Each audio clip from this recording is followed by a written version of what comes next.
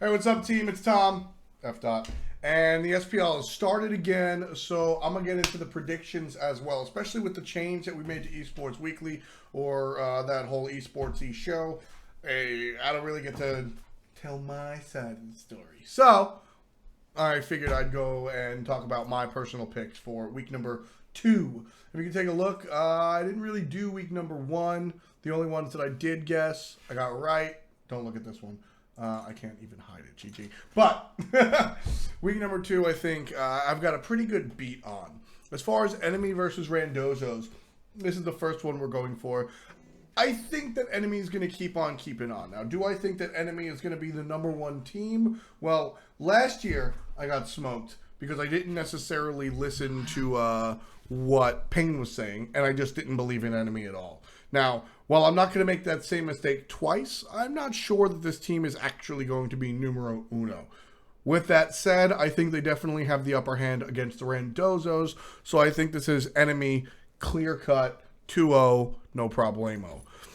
Allegiance versus Denial. Now, this one's a little closer. Denial is largely the team that we knew as enemy last year, which obviously was very powerful. They came number 2 at Worlds. And Team Allegiance that's Team Flex. It's Matty Pocket, it's Incon, it's Oceans, the new guy, Laz's, Dare to Care. This is a roster full of dudes that know what they're doing, and despite the 0-2 record, as they dropped to Eager last week, this is a team that is solidly middle of the pack. I don't think they're a bottom team. I don't think they're a top team. And I kind of feel the same way about Denial, knowing that Mask is gone. This puts the team in a rough spot. I think that whoever replaces Mask on Denial will have some warm-up time. I don't necessarily see Gars joining the squad, so I think that this is realistically a split. I think that I think this is realistically a split.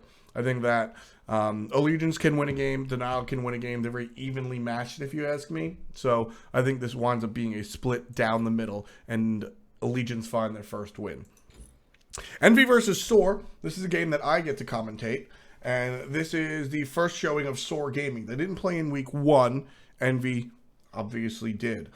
Soar is that problem-solved roster that everybody's pretty high about. It's the roster with Jigs. It's the roster with Homie Effie, however you pronounce his name. It's up to you. I think that squad has some hope. I think that it's going to be a very good team. And Envious, on the other hand, is going to be a better team. I actually wasn't too excited about Envy coming into Season 2 because of the different roster changes they've made. They made a change into mid lane, and I just, when it comes down to it, that was silly. Cyclone Spin and Omega are still Cyclone Spin and Omega. Envy. Now, Cringe Crew versus Hungry for More as we move into the European side of things. This one's a little bit more interesting. Hungry for More, they lost 2-0 to Leftovers last week. And as we look at what Cringe Crew can bring to the table, I think it's something a little bit interesting. Cringe Crew on paper, well, they've got Replicas, they've got Deathians, obviously, on the coaching side of things, not actually playing the game.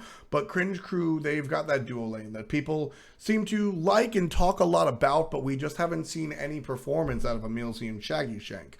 Hungry for More, on the other hand, they put up a good fight against Leftovers last week, although they didn't exactly win. I think this is realistically a split. I do see a world where Cringe Crew does 2-0, but I think realistically, this is more likely to be a split. Hungry for More has a strong roster. They didn't get to win last week, but going up against Cringe Crew, I think Cringe Crew is more their speed, and this will wind up being split down the middle between Cringe Crew and Hungry for More. Leftovers versus Torpedo. Leftovers won 2 games and lost 2 games last week. And Torpedo, they only played 2 games and they lost both of them. Torpedo is a strong roster. Leftovers is also a strong roster. And it sounds like I'm throwing out like silly adjectives. Nice is an overused word. Strong roster is an overused phrase. But when it comes down to it, if you look at it on paper, Torpedo's roster is arguably stronger. They're Ninja Bobats, they're Game Hunters. It's names that you're used to seeing and associating with being stars.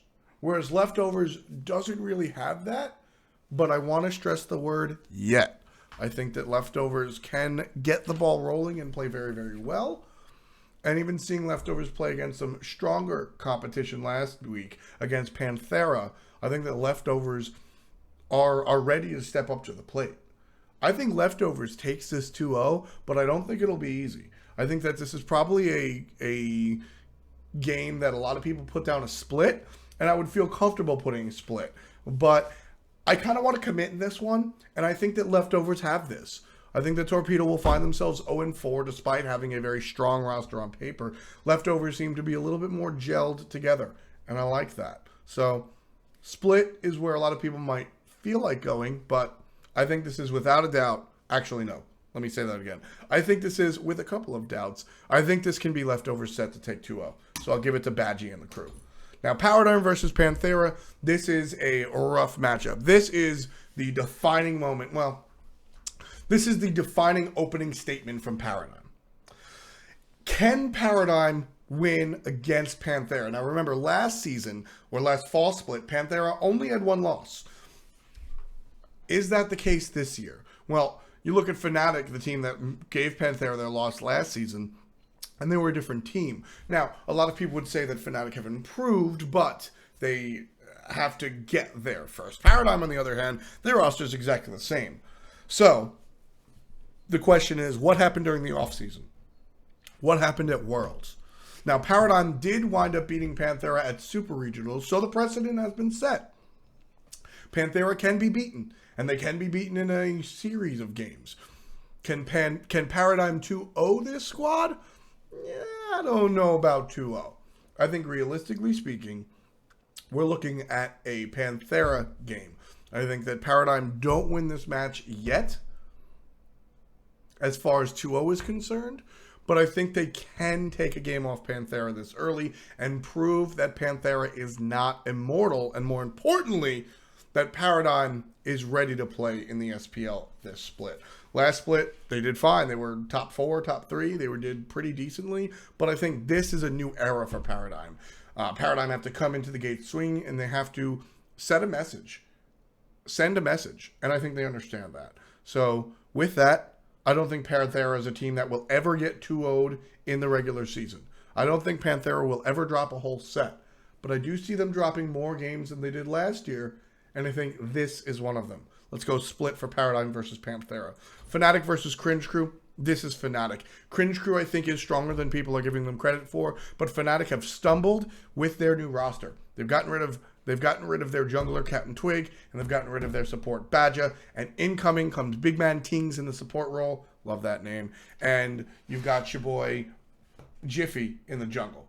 Now, Jiffy seemed to have, a lot of people have been throwing around the term nerves. I don't necessarily disagree, but I haven't spoken to him, so I won't call that.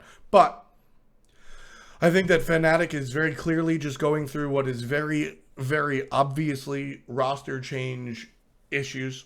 This happens all the time. You can't change your roster and expect a world championship winner. I still can't snap. I'm in my late 20s and I can't snap. It's whatever. But I think that after 1 week of SPL and some scrims after the fact, because don't forget, it's not just what you play in games. You go back, you look at the VODs, you find things that you might have missed, you talk about it as a team. With 1 week in the books and all of the work that goes around 1 week in the books, I think Fnatic will not reach their potential in week 2, but I think they'll be a lot more tasty, and I think they'll be a lot more ready to play. So, acknowledging that Cringe Crew is a better squad than most people think on paper, or than most people think, I still find Fnatic coming up 2-0, and this will be a turnaround for them in their week. Enemy Denial is our Sunday game. This is a very fun match. This is going to be a boatload of fun to watch. You have Enemy on the left side, which is where the half of Denial came from, right? So this is sort of like the Eager Allegiance first match that we saw in week number 1 that we started off the SPL with. There's a little bit of history there. And not for nothing, there's a little bit of chip on the shoulder attitude here coming out, especially from Enemy. I mean, Enemy's a squad where the, quote, better side of Enemy left the team to go join Denial. That's the popular opinion.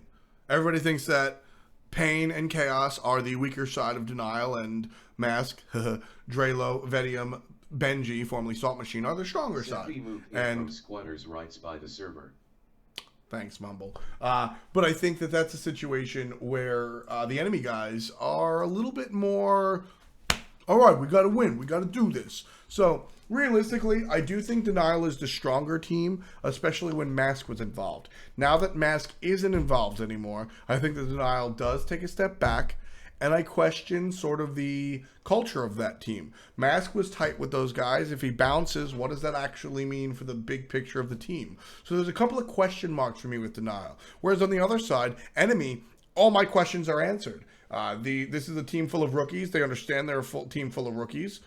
Some people might be offended by calling them a team full of rookies, which is absolutely ridiculous. But in any event, I think that Enemy comes in with very certain expectations. So, like, look, we've got 3 new players. They happen to be pretty damn good, and we expect to do pretty decently. I don't think they're shooting for the moon, but I don't think they expect to be relegated out. Denial, on the other hand, they have to win. They have to win. So, realistically, with the idea that Denial has added pressure and the fact that they don't have the same jungler as Mask, which was a very big point when I was originally analyzing the teams on first period, I think this goes to Enemy. I really think this is Enemy's game to win, and I think they 2-0 here. And they continue their reign of terror, honestly. This will incredibly demoralize Denial, and this will... I think this game, if it goes in Enemy's favor the way I'm predicting, it will pose problems for Denial in the future. I think Enemy wants to cause some problems. I think Enemy gets a 2-0. LG versus Envy. This is fun because Luminosity lost 0-2 in a very strong upset. Enemy won, and it was honestly ridiculous to watch. I think that Luminosity bounced back and they play harder than ever. Envious, I think they are a strong team, but I think Luminosity, honestly, winds up with the 2-0 here. Last week, they weren't supposed to lose, and that's going to bother them. I think they're coming into this situation, looking at where they were and reflecting on that. That's going to be rough. People had some questions about the readiness of some of the players on Luminosity due to outside influences. That's a week 1 thing. We're in week 2. We're in a much different spot. This roster, on paper, is the number 1 roster. Envious might not be far behind, but truth be told, they are a little bit behind. So Luminosity gets my 2-0 here. And that's going to be the end of the week. So a lot of fun games as far as that's concerned, and just the lightning round. Enemy over Randozo, split between Allegiance and Denial. Envy takes over Soar. Then on Europe Fridays, Cringe Crew and Hunger for More split down the middle. Leftovers beat Torpedo. Split down the middle for Paradigm and Panthera. Panthera find their first loss of the year. Saturday, I think Fnatic beats Cringe Crew, whereas Sunday, I think Enemy beats Denial. And that'll pose problems for Denial going forward. And then our final Monday night Smite game, I think LG takes over Envy. I feel pretty good about these predictions, and I think that they're ones that you can take home to the bank. At least the spicier ones, I think, have my mark on them. Anyway, that's going to be it for me. Thanks for watching the video. Do all that like, subscribe stuff as well. And don't forget, make sure to tune into the SPL every single day we broadcast. On Thursdays, that's the first day of our broadcast. We start at 3 p.m. Twitch.tv/HighResTV. I'll catch you guys later, and maybe even on Twitch. Peace! And much love to you.